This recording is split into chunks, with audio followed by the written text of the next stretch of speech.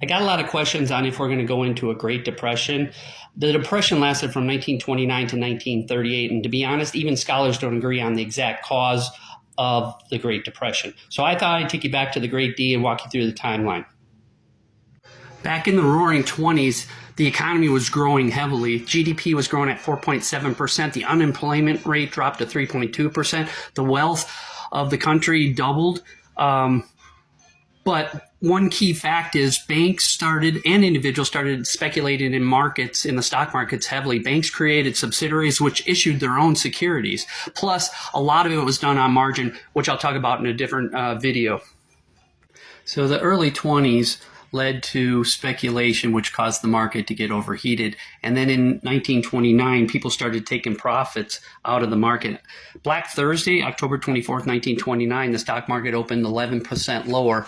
It bumped up a little bit on Friday, but then the following Monday, which became known as Black Monday, October 28th, 1929, it lost almost 13%. Then what happened was, because of the speculation, everybody buying on margin, people couldn't cover their margin, which led to further decline in the market. So with the market in decline and people and banks and companies being invested on margin, everybody was trying to pull dollars to cover their margins, which led to run on the banks, which further deepened the Depression. The 1932 to 1938 period of the Depression really led to, that was really the rebuilding period, where a lot of acts were passed to create jobs, prevent more bank failures, to stop farm foreclosures, which are hit by the Dust Bowl. We also abandoned the gold standard and required people to convert their gold to dollars to prop up the dollar.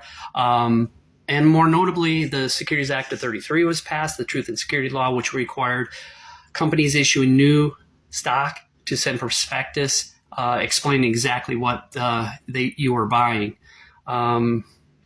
Interesting to note, in 1934, the unemployment rate fell to 21.7%. It got up to almost 25% at the height of the Great Depression.